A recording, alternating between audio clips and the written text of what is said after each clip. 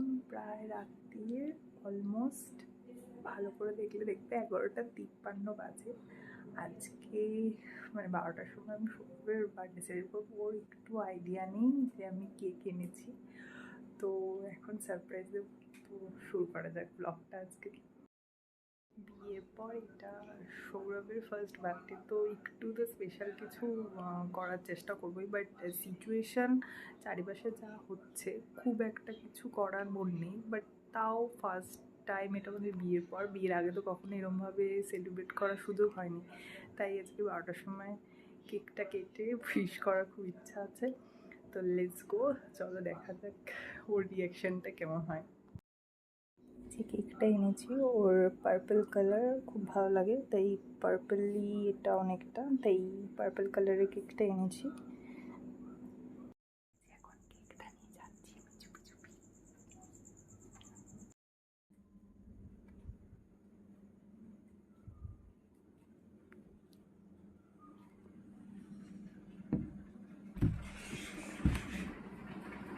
Happy birthday to you. Wow. হ্যাঁ, এই যে এখন কেক কাটিং চলছে, না কেক কাটিং না, প্রস্তুতি চলছে। জামার উপর দিয়ে জামা পড়েছে ছবি ভালো তো আসার জন্য, সব কিছু একটা জোগাড় করতেই হবে। আরে এদিকটা ঘুরে বসো, এদিকটা আলোটা ভালো আসবে। নিজের জন্মদিনের ক্যান্ডেল নিজেই জানাচ্ছে, এটাই হচ্ছে ম্যাচিওর বার্থডে সেলিব্রেশন, ম্যাচিওর লোকের রেদার। তো চলো ফু দাও, কিছু উইশ করো।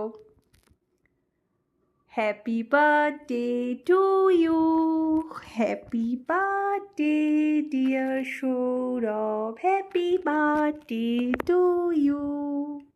অপেক্ষা করে একজন বসে আছে যে এত কি হচ্ছে শোরগোল, এই যে চলে আসবে এবার। এত বারবার বলা হচ্ছে যে পায়ে নয়, তাও পায়ে আসতে হবে। একটু কেক দাও। হ্যাঁ হ্যাঁ দিচ্ছে তোমাকে, দাঁড়াও ফোন করছে ওর জন্য। দাও আমাকে দাও। হ্যাঁ থ্যাংক ইউ। এই তো উপরে কেক কাটা চলছে এখন, আর বিড়াল খাওয়ানো। বললাম আমি রেখেছি, মানে একটু কেটেছি, আমি কালকে সবাই মিলে কাটবো। এইরকম হয়। এই যে খাচ্ছে আমাদের চুমকুলি রানী। খাবি না? ভালো লাগবে না? খাবি না? এনে আমরা প্রণাম নেবেন, কাল সকালে প্রণাম করবে যদিও। খাবে না, ওর কেক ফেক ভাল লাগে না। মাছ এই খাইও, একটু খেয়েছে। কেকটা দি, তুমি তো ক্রিমটা দিয়েছো। আরে কেক কাটা হয়ে গেল। এরপর কালকে আরো অনেক কিছু করার প্ল্যান আছে। সৌরভকে যেগুলো ভালোবাসে খেতে সেগুলো করে দেবো। ওই ফ্যামিলির মধ্যে টুকটাক সেলিব্রেশন হবে, তো সেটাই তোমাদের সাথে কালকে শেয়ার করব। তো এখন good night, tata everyone, good morning, welcome back to my channel the talkative lady. আমাদের ইন্ট্রোটা দেওয়া হয়নি কালকে, তো এখন ইন্ট্রোটা দিয়ে দিলাম।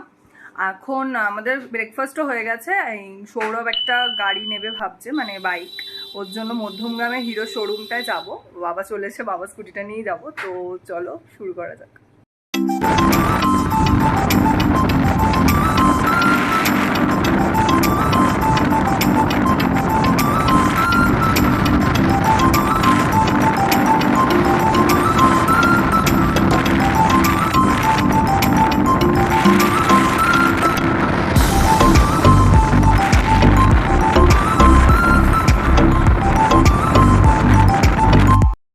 এখন হিরোর শোরুমটায় এখন ঢুকছি, যদি ভিডিওগ্রাফি অ্যালাউ থাকে তাহলে তোমাদের সাথে শেয়ার করবো। বিরিয়ানি, মাটন বিরিয়ানির খোলা হলো হাঁড়ি, মা এখন কেটে ফেলো। আজকে এত বৃষ্টি হচ্ছে, পুরো অন্ধকার চারিদিকে। সৌরভকে কি এই থালায় দেবে?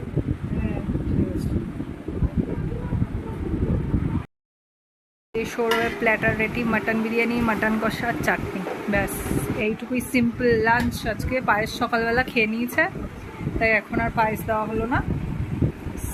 ভালো হয়েছে দেখো, খেয়ে রিভিউ দাও।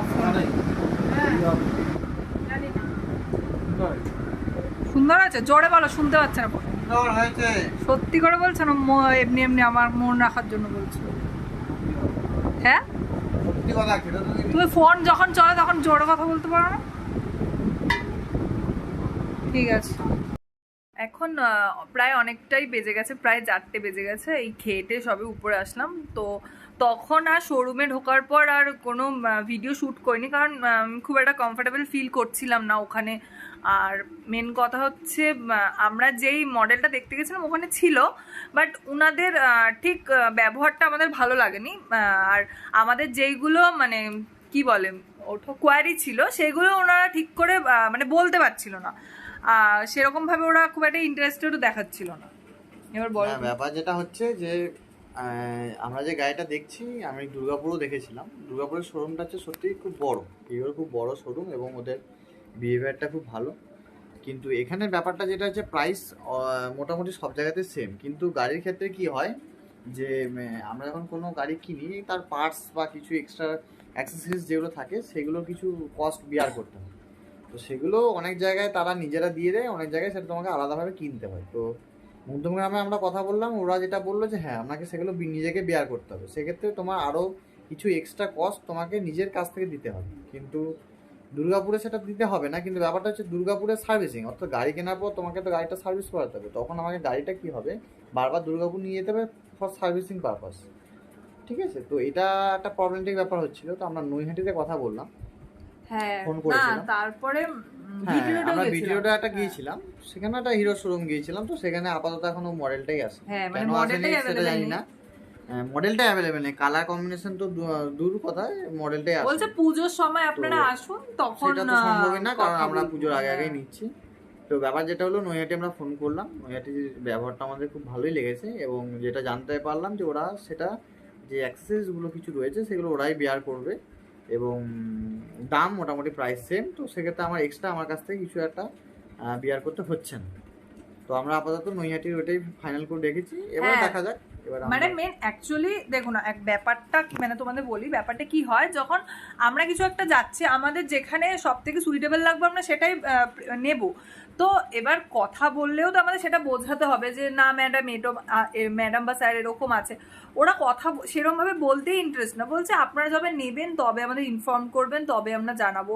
বাট নৈহাটির যে শোরুমটা আছে, যে যিনি আমাদের মানে ফোনে আমরা কথা বললাম, উনি খুবই ভালো আর খুবই ফ্রেন্ডলি। আমাদের অনেক কিছু জিজ্ঞেস করছেন, স্যার এইটা কোয়ারি আপনার এই কোয়ারি আছে, এবং আমরাও যা যা আমাদের ছিল কোয়ারি আমরা সেগুলোও বলেছি।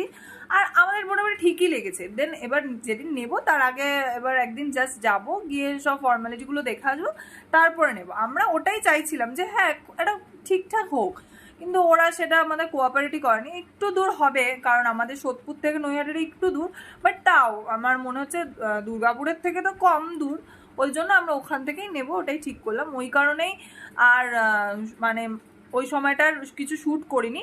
তারপরে বাড়িতে এসে আবার বিরিয়ানি রান্না করার ছিল, সেগুলো করে এই খেটে জাস্ট উপরে আসলাম। তারপরে মনে পড়েছে আমি তো আর ভিডিওটাই সেরকমভাবে শ্যুট করিনি, তাই তোমাদের সাথে সব শেয়ার করলাম যে কি হয়েছে, এটাই বলার ছিল। ব্যাস, এরপর সন্ধেবেলা যদি আজকে যা বাজে ওয়েদার, যদি মানে বৃষ্টি কমে তা আমরা সৌরভ একটু বেরোবো জাস্ট টুকটাক, কারণ সোমবার জন্মাষ্টমী আছে, সেগুলোরও কিছু বাজার টাজার করা আছে, তখন আবার ভিডিওটা কন্টিনিউ করবো। সন্ধ্যাবেলা থেকে আর বেরোয়নি আমরা, খুব একটা বৃষ্টি হচ্ছিল বলে। তা আজ এখন এত আমার কোয়ান্টিটি মানে বেশি করেছে, আমি প্রথমেই বলেছিলাম যে এতটা লাগবে না, তাও এত বেশি করেছে যে রাত্রেও আবার সবার হয়ে গেছে। এখন সবাই বিরিয়ানি আবার খাচ্ছে, সবাই বিরিয়ানি নিয়ে বসেছে। এখন কিছু করার নেই, সবাই ঠুসে ঠুসে খাচ্ছে, পেটে জায়গা নেই, কারণ দুপুরে এত দেরি করে খাওয়াচ্ছে, এখন সবাই ঠুসে ঠুসে খাচ্ছে কোনো রকমে। কারণ সোমবার জন্মাষ্টমী, কালকে সবাই নিরামিষ খেতে হবে, ওর জন্য রাখাও যাবে না, তাই সবাই জোর করে খাচ্ছে।